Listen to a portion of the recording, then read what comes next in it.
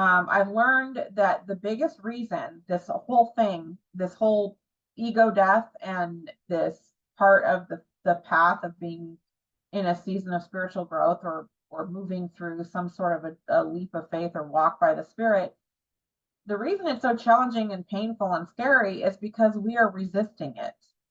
Because it's like let's say taking the leap, right? The clear cut, like I took a leap of faith to leave my job and pursue my business, right? Well, I still got to this valley as I've been moving, in the months past that, right? So even though I took that leap and I was really excited and I was consciously like, this is going to be great. I'm going to go after it and I'm going to pursue being a business owner and self-employed and it's going to be awesome, right? But while I'm moving toward that at the same time, there's a lot of stuff I didn't want to let go of. There's a lot of stuff that I was afraid to let go of and I hadn't totally anticipated when I embarked on this journey. I mean, it wasn't like I thought it was going to be a cakewalk or something, but there's just stuff I didn't anticipate. I had a game plan, it was like, this is what I'm going to, how I'm going to make this work. And I had kind of these milestones and targets, and I had set up like, I had engaged with a group that like was providing some things to help, but you know how it is when you have a plan and you have like the way you think things are going to go, it never goes that way.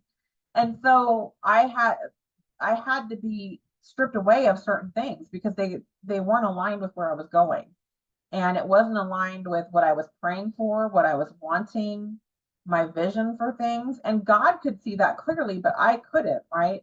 And so he's trying to strip these things away because he knows like you have to let this has to be removed in order for you to get over here.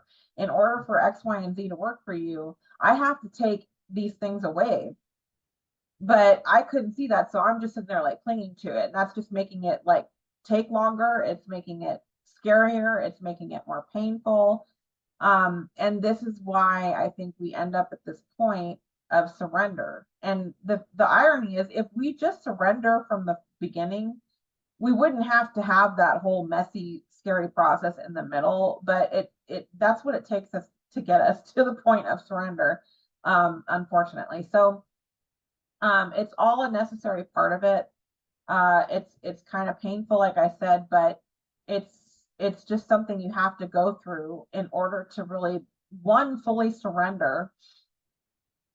Because when you fully surrender, you get to this level of detachment that is very hard to explain, where you it's like you're helpless. You have no way, no answers.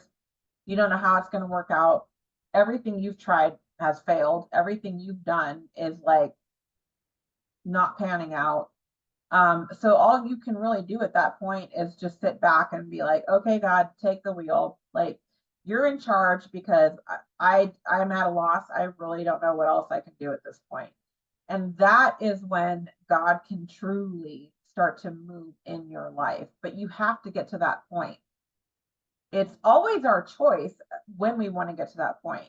I just don't know that most of us can get there without getting to some kind of rock bottom, like I mentioned, because we have this process of like separating ourselves from what we think is so important of the physical, and just letting that go and trusting that it's all going to be okay. You're going to be provided for. You're going to have what you need. You're going to be taken to where you need to get to, move to the next step in your path.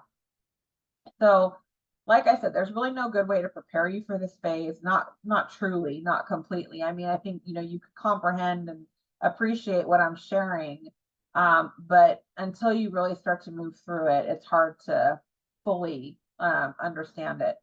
I can only tell you though that I have learned that even when it feels like you're falling down toward the earth and you just see the ground getting closer and closer and you're about to smack right into the ground, God is still with you that whole time and he will not let you hit the ground. He will never let you hit the ground. It's just that on that part of the path, you have to journey it in the dark. You have to find your way yourself. Otherwise, you wouldn't learn how to move by faith and not by sight, and you wouldn't be ready to receive what you truly desire. It's just a necessary part of the path. You're never alone, even though it feels like it. At times, there's times where God will be quiet, and you're like, "Oh my goodness, did I make a mistake? Have I gotten so lost in my path? Have I gone down the wrong road that like I'm just not even getting any guidance anymore or whatever?" And it's not the case. It's just that part of it is for you to learn to tune into your spirit, which is your intuition and that inner knowing and that gut feeling and that inner compass we all have.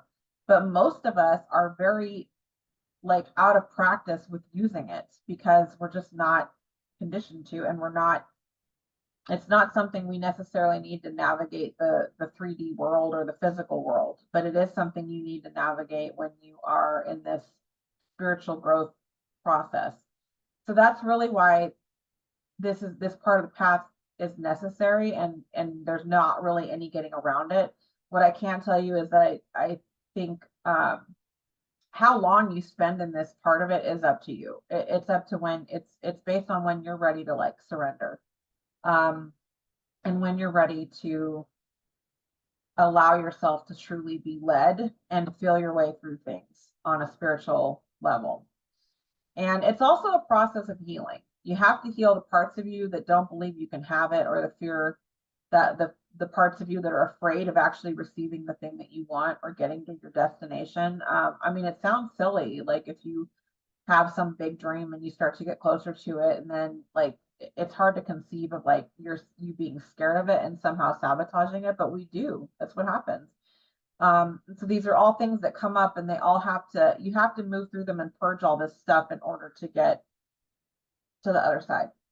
So, that's really what I have for you today.